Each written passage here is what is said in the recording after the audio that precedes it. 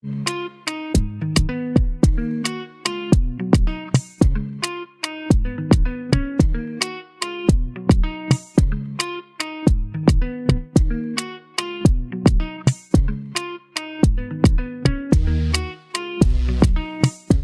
everybody, and welcome to yet another episode of the Game Changers podcast. My name is Queentin, and it's a pleasure and privilege to be here with you as usual. My next guest is a man in the tech industry. His name is Queentin Aldonza, but you will quickly realize that Queentin is so much more than a tech professional. His story and insight will amaze you indeed. Happy listening. Hello, Queentin. How are you, man? How you doing? I'm doing good, my brother. Thank you. How about yourself? You having a good one? Fantastic. And after this conversation, it will be even better. I hope so, man. I hope I can add some value. Absolutely. All right, so tell my listeners rather, who is Queentin Aldonza? Simple solution, bro. Simple solution. Born and raised in Beaufort. Beautifully of 1981 to two St. Lucian parents. A flawed person, I'll tell you that. Looking back at where I come from and where I'm at now, I know there are a lot of flaws that I have to deal with. A student of life. I learned that nothing happens to me, everything happens for me. And I just have a desire to learn. So Queentin is a student of life that always on a journey to learn something. Okay, That's beautiful. me in a nutshell. I have 2 kids with the wife. Yeah, man. 2 kids with the wife, and that's it. Beautiful. All right. So I know, looking at your bio, I saw that you are an entrepreneur in the finance and technology space. That's correct, right? Yes, sir. So tell me a little bit about this. First of all, let's go back to the origins. Why finance? Why tech? So tech was as a result of just my interest in electronics, man, how computers work, and I like the video gaming space. So like most young solutions, that's where your first captivating experience with technology starts, is playing a video game and just being captivated by that. Finances really came about as an event of necessity. There was no inspiration there. It was a matter of necessity. When you get to a certain point in your life, you realize money plays such a pivotal role and you have to figure out how to use it wisely. So that ended up becoming just a journey I was on. And I realized that was a key aspect of just existing as a functional human being. And that's how it became one of those things where I realized how important it was. It was out of necessity. All right, so that's very interesting to me. And I do agree with that video game element because it's very true. All right, but then some way or somewhere down the line, you decided to take this thing seriously and become an entrepreneur. Tell me when that happened for you. It's gonna sound funny. I was actually online and somebody said you have to find a way to monetize your hobbies. And I realized, wait, I can add value in a number of spaces. So video gaming for me at that time was a big part of my life. I had a specific section of my house where I had my computer, I had my consoles, my monitors, my TVs. And I would build my computers every time. I would not buy them, I would build them. And I realized a lot of my friends were asking me questions and they were sending me their computers to fix. And one day I just sold one of them. Yeah, $100. I can do that for $100. And he's like, no problem, I'll send you 2. I said, wait, hold on. Let's try that again and again and again. And that just continued to just roll into them referring me to other people. And I realized I had to give it a name and then I had to do something with it to make it grow. So I monetized the hobby and it provided a lot of value. And it's been fun. And especially if it's something you enjoy and you get paid to do something you enjoy. That's really the story behind me getting into entrepreneurship, was me wanting to build computers for video games and help friends and family. You know how it is when you're the computer guy in the family. So that's what happened. Absolutely. Yeah. Absolutely. They use you for everything. Yeah, everything. Because you know how to fix a computer, they go call you on the stove. You know what I'm saying? Right. You become the tech guy. Regardless of what That's the it. tech is. That's it. All right. So then, you said that you took this thing seriously because somebody online said you should take your passion seriously. But somewhere along the line, you actually created a business, a proper business. Yeah. Tell me about that business. What is it? What's the name? And what do you actually do? So the name of the business is called Senla Geek. That's kind of like my logo behind me here. Mhm. Senla stands for Central Louisiana because that's where I live now. What I do is I do a wide range of things, but for a specific um, audience of people, I should say, a specific clientele. I specialize in repairing PCs, building them, and doing like your maintenance on them. So that's like the main thing that I do. As far as the technology company, I do a lot of consultants for people. I help them put together technology packages for their houses. It could be from just a simple computer to wireless speakers to cameras, whatever that falls into that category. I have a lot of background and knowledge in those areas. So that's Got mostly you. what I do on a day-to-day basis with the technology platform. Got you. And then where does finance come into that? So the financial part came in when I actually took the business part serious. I said, you know what? Let's open a business. So I went to a little business class. And in the process of learning about how business works, I learned about the financial side of it. I cannot just get a check from someone, put it in the bank and spend it. The government will Right. wait till the end of the year. They'll come put me in some bracelets and let me spend some time with Wesley Snipes in jail. So I had to learn about, yeah, I had to learn about how to take that money and how to use it as a business. And I learned in that process that if I work for myself, I don't have no insurance because I don't work for someone. I don't have no retirement. I have to create that for myself. And at that point, I realized, well, hold on, if we're talking about those things 30, 40 years from now, when I go to retire, if I don't have something set up, it's not going to magically happen. So I had to go find that information. In the process of finding that information, I realized how much I didn't know. And look, just like all of us, we all feel like we got it all. Like I Hmm. had it under control. Yeah, this is easy. I'll make some money, save some money. And I realized I didn't have nearly enough information as I needed. And most of my people around me in my circle didn't have the information. They were not practicing the basics. So I just took it upon myself as part of a community. And nowadays you always want to just help the next man. So Yeah. that's how it all started off. And just like with the computers, you help one person, somebody else ask you a question and just kept growing from it.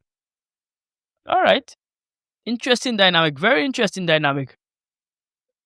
All right. And then you've created this business now and you're a business owner full time. What were the challenges in the early stages? I don't think there ever have early stages of challenges. It's just challenges, period. But you never like you just get over them challenges. So for me in particular, the biggest challenge was my mindset and my mentality. Like Mm, most people, we born, raised, trained, taught, programmed to be employees. So when right. I started working for myself, I brought my employee mindset to working for myself. The employee mindset is simple. Let me see how little I can do to get the same paycheck. Yeah. Doesn't work in business. In business, the amount of work you put in and the amount of value you bring equates the amount of results you get. So I had to figure out a way to be consistent, to be real with myself, and to fix that. I had to read a lot of books. I had to attend seminars, trainings, and force myself to apply little things. Whether or not you saw the results right away, it's kind of like going to the gym. You can read Hmm. all the books about abs you want. If you're going to do the ab workouts, you're getting no abs. And if you do the ab workouts for 6, 7 months in a row, not happening. The second thing was environment. Most of us have environments we don't realize actually are negative. It's taken away from the goal you set for yourself. So for me in particular, gaming, which was one of the biggest things for me, I had to take a break from gaming where I did not spend my time gaming, rather I spent that time learning, right? So I had to change the environment in my house. I changed the environment in the places where I worked. I changed the environments that I spent my time in, that kind of thing. And then I changed the company that I kept. That is probably the hardest one. Is one of my mentors, which I'll recommend everybody get a mentor in some department you want to improve in. Find someone that already doing the thing you want to do and talk to them a lot. One of my mentors said to me, if you cannot change the people, change the people, Change the people. right? If I cannot help your mentality move with mine, I have to find people that move in that direction with me. It's a painful thing. People will tell you, so you think you're better than me now? And I always tell them, nah, I don't think I'm better than you. I know I'm better than me 5 years ago. So that's the Ah, important thing. So mindset, environment, and the company you keep. If you stay around 5 people that doing drugs, you're gonna be the sixth one. If you stay around 5 people that are millionaires, I have good news for you. Will be the sixth one. absolutely. And that's Yeah. so true, bro. Particularly with the change the people whole narrative. Because I had a lecturer who told me the same thing. You know, if you cannot get somebody to behave in the way that you need them to behave for you to excel, you need to find a new group of people. And that can be a hard thing to do. That can be very hard. Oh yeah. Because it's the people that you like in my instance is the people that I would just like if I wake up, that's who I talking to. You know what I Mm-hmm. mean? Outside of my home in particular, you always have that one person you just go link up with. Even the people you work with at work, right? My mentor also told me if you talk to somebody that you consider a friend and they have been complaining to you about the same thing, like their job, you go to work and they say, "Man, I hate working it. I hate this job. This job sucks," and you've been doing it for 10 years, you can be around that person. That is the person that tell you, "Or you know what? When I sick, I go into the doctor. I just like to stay sick," but they'll complain about being sick. So Right. that's why you have to change people. And sometimes it's stuff. If you imagine your best friend, the person you grew up with playing marbles with, yeah, the person you go to the beach with, and you'll run around naked as children, and now you have to tell that person, bro, me and you can't hang out as much because what I try and do, you can't see the vision. So your vision sometimes, bro, will offend people until the vision come into fruition. I have a personal example where someone whose mom was mad about the decisions they made to become an entrepreneur because they quit the job. And in how it is in St. Lucia, you have these jobs um of prestige. If you work in the bank, you know, that's prestigious. And he decided to leave that and do his own thing. And his mom was upset until the results started to come. And now his mom is his biggest fan. See? So when you have those goals and you have those dreams and you have those visions for yourself, nobody else can see. And only you can work. All right, bro. So I am really, really inspired by what you have said so far. It really makes a lot of sense to me, and I've seen it in my own life. And you know, sometimes we meet these people who either make or break us, right? So they are individuals who are fantastic for you and will develop you into a brilliant individual. And then there are individuals who might not necessarily want to pull you down, but pull you down with their mentality, their mindset, their whole understanding of life. And sometimes, I mean, for some people, these individuals are even in their families, like you were saying. So how does a young person in particular deal with something like that? So for a young person, it's usually very difficult because, you know, between the ages of like 19 to like 21 or around that period of time where you have to become an adult, the pack Right. that you move with is important. Human beings are pack creatures. For The sure. thing that separates, that's why it's a very few people break away and do this thing. You Yep. actually have to be borderline insane. You have to be crazy because that's what everybody will tell you. You're a madman. Why would you do that instead of this, like everybody else? Right? This person did it and they're doing great. Yeah, but that's them. You have to get a little bit crazy about what you want to do. And the results don't show immediately. Like I've never seen any farmer plant something, come back the next day and reap it. You understand? That's true. But the Facts. understand how that process work, right? One of my mentors actually made me read this. There was this. I don't know if it's a Japanese proverb or something, but this guy planted. It's a type of bamboo that takes 5 years before it shows above the ground. 5 years. So imagine it's in your front yard, and for 5 years you go in and you water in the same spot. All your neighbors, especially in St. Lucia, all of them go be looking at each other. Gary, me say, like they're A gonna say madman. you're a madman. And then five Uh, years later, when this thing finally shoots up, in 2 weeks, it grows, I think, to like 25 feet in 2 weeks. wow. You know what everybody goes say, Mama, that just happened. Exactly. Yeah. That's what that Yep. happened. So a lot of times in business, people say, boy, I'm unlucky. And I like people tell me, boy, you did that thing at the right time. You look, I said, bro, if you look on the bottom of my website was launched in 2017.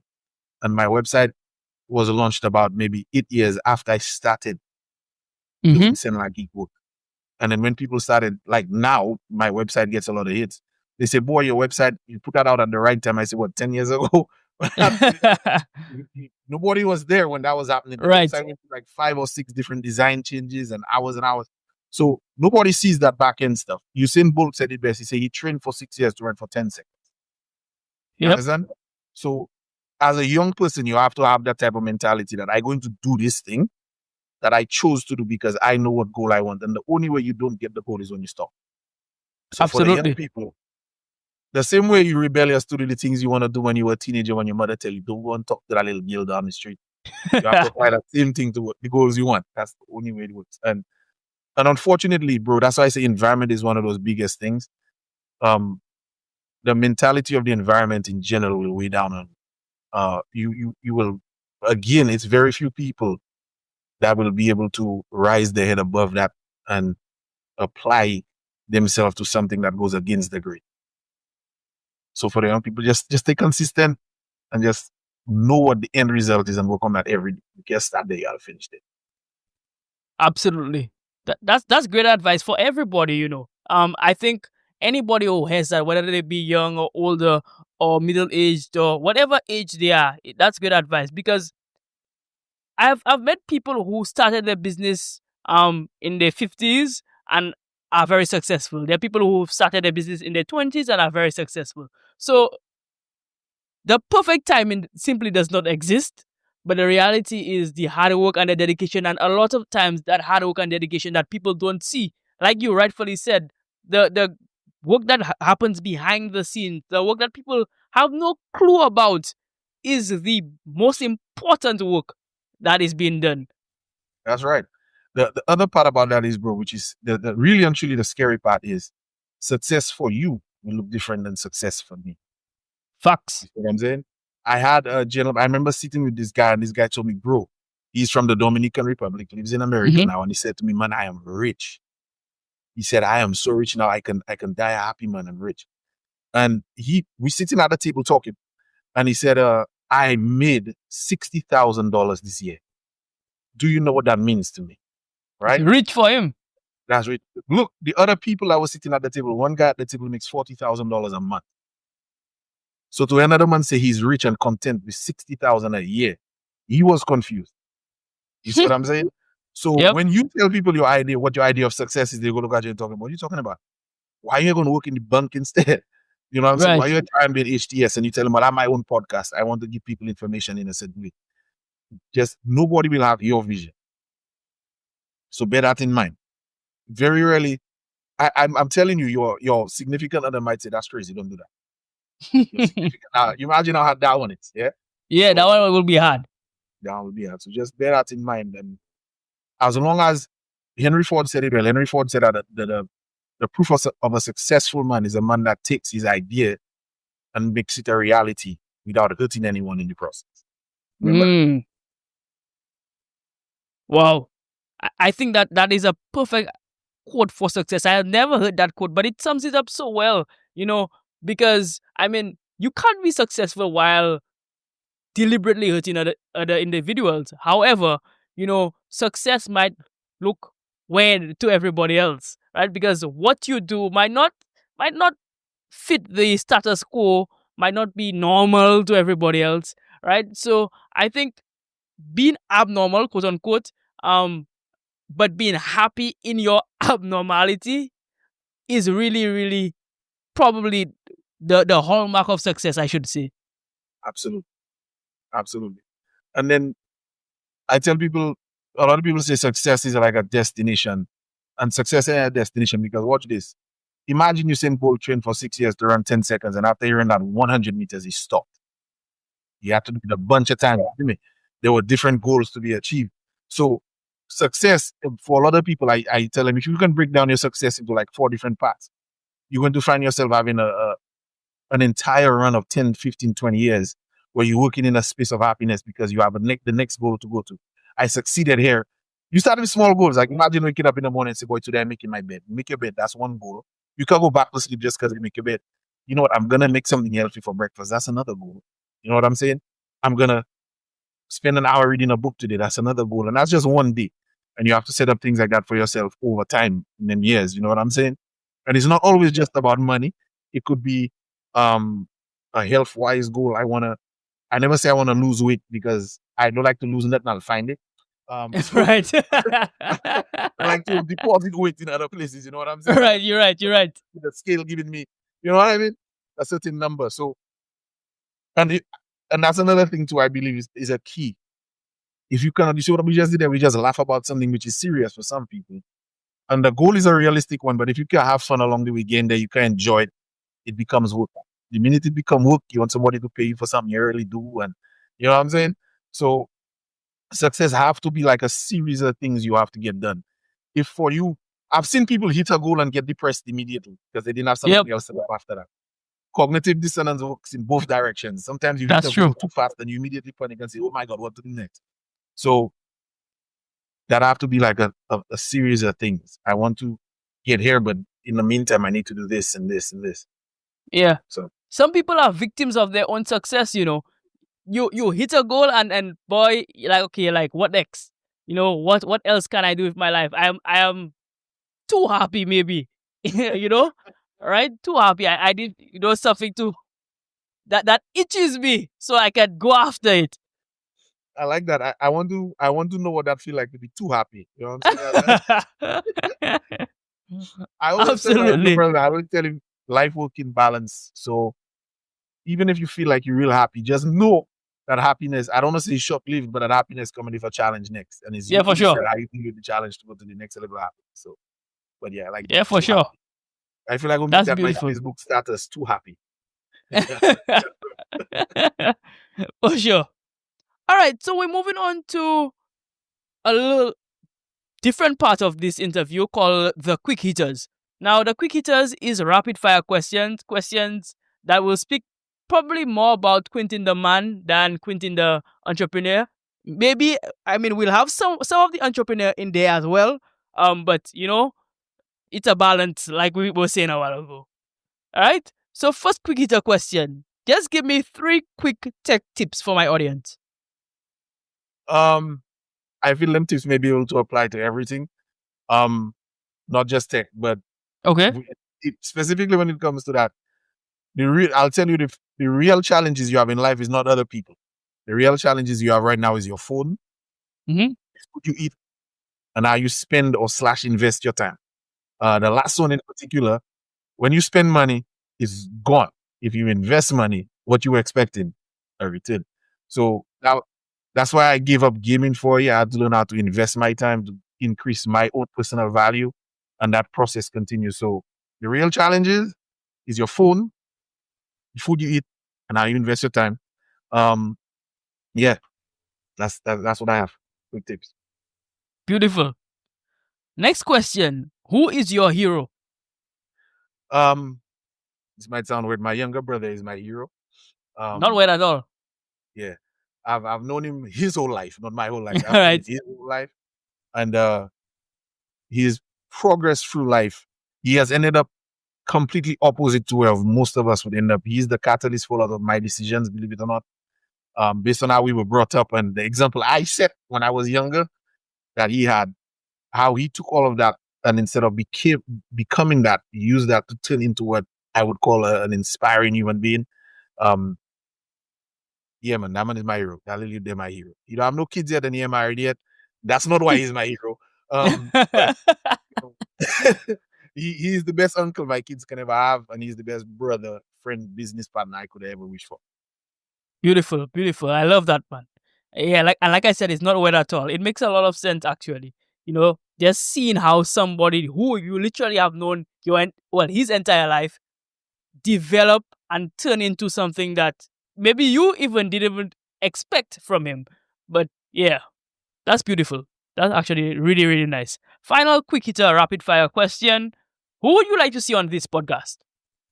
Man, based on the questions you're asking me, I'll tell you, you're gonna have to try to get my brother on here. Okay, well, fine. You have a lot to Link me, contribute. please. Link me. Yeah, I go give you the link. You have a lot to contribute, and he's a self-made businessman. Like he did. You just need to get him on here and get his story. Let me put it to you this way: he quit his first job. His first job he got, he went to A level, did accounts and all that kind of stuff. His first job was at a hotel. He thought he was going to work in the accounting department. And they said, hey, we need some help. They make him put on this big jacket and tell him go in the freezer and get some stuff Wow. out of the freezer. They tell him, I think I'll go home. And since then, I knew he was going to be different. So, yeah, you need to get him on here. Yeah. Trust me, that's hotel life. I used to work in the hotel, so I know that's what the hotel life is like. You know, they throw you wherever they can throw you. Whatever you can do, they put you there until, you know, they might not need you there anymore. But I understand that completely. So that makes a lot of sense. Yeah, that's the life of an employee. You know. It's true. It's true. And you have to do it. Because you're depending on their paycheck. That's the scary part. That's the scary part. And a lot of us fail to realize the people tell you all the time, but put all your eggs in one basket, but all your paycheck coming from one place. Exactly. So yeah, that's the scary part for me. Absolutely. Yeah. All right. So we're moving on to the back end of the interview. What advice would you have for aspiring entrepreneurs in the tech space, but just aspiring entrepreneurs in general? Because I like the general advice that you've been given so far. So my biggest advice is to avoid comfort at all costs, like in almost every aspect of your life. The minute you get comfortable, that's where your dreams go to die. And wow. Yeah. Because change is the only thing in this entire universe since the beginning of time that has never changed is that the universe is always changing. Yep. You understand? So you have to be willing to change at the drop of a dime. You have to be willing to let yourself explore things that seem risky, that make you uncomfortable, especially if it contributes to your growth. Because as a business person, like I like video games, but I don't make money off video games. I don't make money. Exactly. I don't make it off computers. None of that. I make money off of solving problems for people. That's it. Very, very true. It's two things: is ignorance and people's comfort will make you money. They don't know how to do something, they'll pay somebody to do it. Yep. Or the comfort part, I don't want to do something, mostly I'll pay somebody else to do it. I can cut grass. If you let me cut the grass, I'll die of allergies. So I have to pay someone to do that. Yeah. With young people, I tell them, don't get comfortable and find what problems you can solve for people. They will pay you when you don't even ask for it. Absolutely. And that is so true for business, because every successful business that I've heard, you know, they provide a service or a good for people who desperately needed it. And sometimes these individuals didn't even know that they desperately needed it, right? But they provide something that there was a lack of, right? If you think of great entrepreneurs, you think of Steve Jobs, you think of Bill Gates, just to stay in the tech space. You think of Jeff Bezos, all those great entrepreneurs.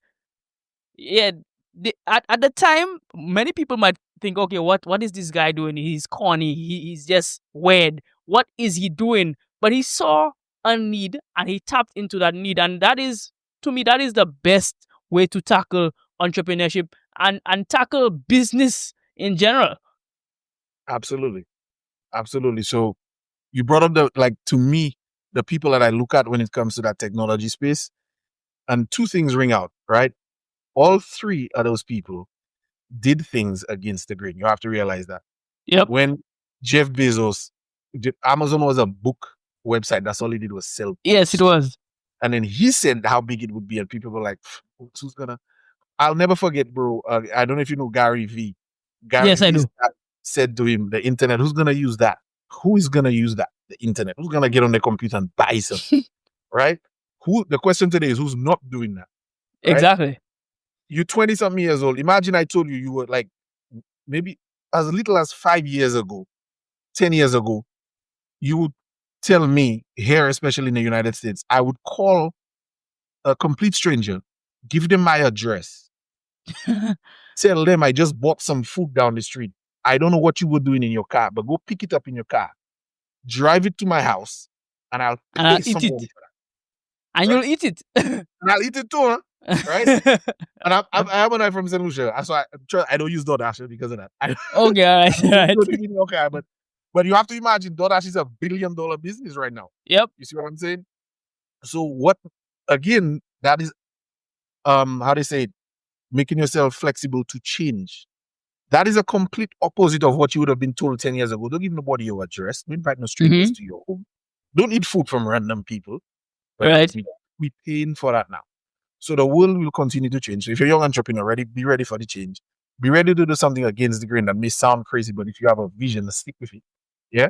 So, and the other thing is, a lot of us focus a lot on technology right now. Like, what technology will break the bank next? What technology? Let me tell you what will break the bank every time.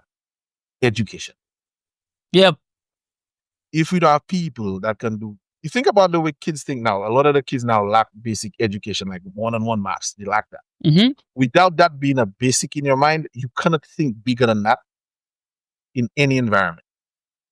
With proper education, people will think outside of the box more readily, right? Most of those people that we spoke about, they didn't finish college, or university, because they were thinking on such a high level. They were solving problems way ahead of the time because the basic understanding of how life works was easy for them. Technology will emerge from education. Good finances emerges from education. How many lottery winners you hear rich 10 years later? Few. Have education, bro. That is where everything coming from is education. Think about it. Mm-hmm. We don't know how the pyramids were built, but we're looking at them every day. Yep. That's the technology, but we don't have the information. We don't have the education. Why are we not building more of them? Exactly. You know what I mean? Yeah. So, and the education will outlast the technology. Because if Mm-hmm. two people had written it down, everybody will be building pyramids. That's So true. the education is for me, the key. Yeah, and that's part of the reason why I have this podcast. It is edutainment, right? So it's entertaining people, it's engaging. People can enjoy it. They can have a laugh. They can be interested, intrigued by the stories. But it's also educational, so that people can learn.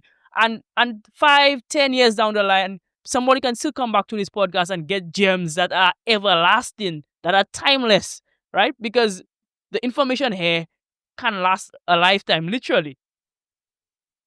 Yeah. Absolutely. So Absolutely. that is the point.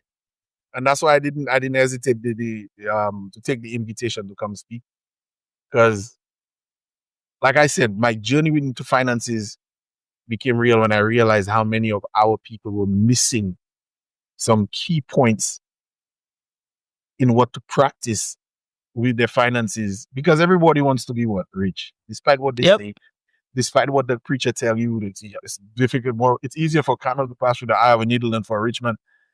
Jesus himself didn't walk with nobody poor. He didn't go visit any poor people. He met them on the street. He was happy to talk to you, but he didn't. You know what I'm saying? And in all things, we must prosper according to what everybody believes. So I know we don't go to work just to pay bills. We go to work to experience life, and I realize what it's for. So this information that I have, I'm willing to give it free, willing to break it down. And again, it'll solve problems. So I'll get paid regardless. So that's why I'm willing to give it free, right? So Yep. yeah, man. I appreciate you doing the podcast, because I think that's important. I realize that's how people consume information now. They don't want structured, somebody Nope. reading you some news. You want to know what the next person did, what you can do, and how you can take it. So I appreciate Exactly. Exactly. Thank you very much for that, man.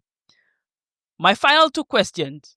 The first one is, what are you doing personally to impact your community and society through your work? So I'll talk about the tech side, because there's nothing we can do now that doesn't involve technology. And what you hear a lot of older folks say is, I cannot work these computers. And it's getting easier and easier to use this stuff, but because of just the mentality, people are using it. So I spend a lot of time in the community, in schools. I even worked with like juvenile delinquents in the city that I'm in, to teach them about technology, show them how to use technology, how to use it when it's in their hands, so that it's more productive and rewarding rather than destructive. Because let me tell you, doom scrolling on TikTok is a thing. People will spend hours doing that and get a million dopamine hits and then put it down immediately, get depressed. So I spend time educating on technology. Most of my impact in the community is through financial services. We don't realize how important little things that we do can impact us in the future, impact our families, and especially you as a young man. I assume you want to have a family one day, right? Yes, I do. And if I said to you, I ask you a simple question. For your legacy, would you like to leave more when you're not around or less? What would you say? More, obviously. That's a rhetorical question. Everybody Yeah. says that. And if I tell you that would cost you, bro, to leave more for your entire family tree, it would cost you $300 a month. Right. How does that? Would that be too much? Would that be breaking the bank? Would that put you in a position to where, man, I can buy bread tomorrow? No, it wouldn't. It would be worth it because you're thinking to yourself, if I have kids, I want my kids to not worry when I'm around or not. But Exactly. people don't understand a small investment like that can turn into millions of dollars That's for the very next true. generation. And dollars don't mean shoes. Dollars don't mean cars and flashy stuff. Dollars means time. Money buys Exactly. your time back. You understand what I'm saying? True wealth. Showing is always in his studio, right? Yep. I'm always in my office. I don't know where you always at, but people that are entrepreneurs, we stay in the environment that we know produces for us. Even if I work 80 hours for myself, those 80 hours will be refunded to me when I can take a 2-week long vacation with my family. But Absolutely. most people get, I can get 3 days off from work. You know what I'm beg saying? for it. You have to ask for it. And to me, you shouldn't have to ask for time with your family. It should be something that you have available to you when you need it. So that's the kind of investment you put in a way with those little things. $300 most of us spend in fast food for the month. Let's be honest, right? We spend that in fast food and little things, and just those small adjustments can change an entire family tree. So that's where most of my impact in the community goes, is educating people along those simple lines and showing them results from other people, right? Because if I show them what I have or what I'm doing, that's showing off. But if I show them what the neighbor was doing or somebody that they went to school, if that's what they're doing, that's the results they're getting, they'll be like, how can I get that? How can I do that too? Right? So I don't understand. So that's what I do mostly for the community, is educating people along in them small ways. And I don't tell people what to do. I ask them what they want. Nice. Absolutely. Absolutely. Yeah, and I'm guessing based on what they want, then you can educate them appropriately. But the problem with that though is that many people don't even know what they want. That is the challenge. It's two things there. It's two things. Number one, when I ask somebody, so what kind of financial future you want? They always say, well, I want to be rich.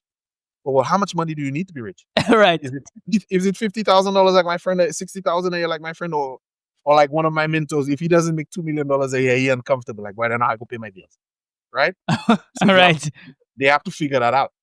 Then the second thing is there's an amazing type of person. I call them an ask hole, right? An ask hole. They will ask you a question. You give them the answer. They say, thank you. They don't do what they asked about, and they come back and say, it didn't work. Right. My wife sent me a video a few days ago. Is this girl who reads a recipe, right, on how to make these cupcakes, and she's like, nah, I'm gonna do this instead of that. And the cupcakes were a mess. It was hilarious, and she's like, I don't know why it didn't work, but she didn't follow the recipe. Right. So people will ask you and be asked holes by asking you. You give them what they ask for in their hand, and they don't use it right. And they come back and say, man, I did what you said and it didn't work. And when you ask a few more questions, well, you didn't do that, you didn't do this, but you want this result. And that's the problem a lot of us are having. Damian Marley summed it up very well in one of his songs. He said, sufferation plus swagging equals one big mental conflict we're having, right? We live in a life where we want to look a certain way, but we don't sleep like that. Nope.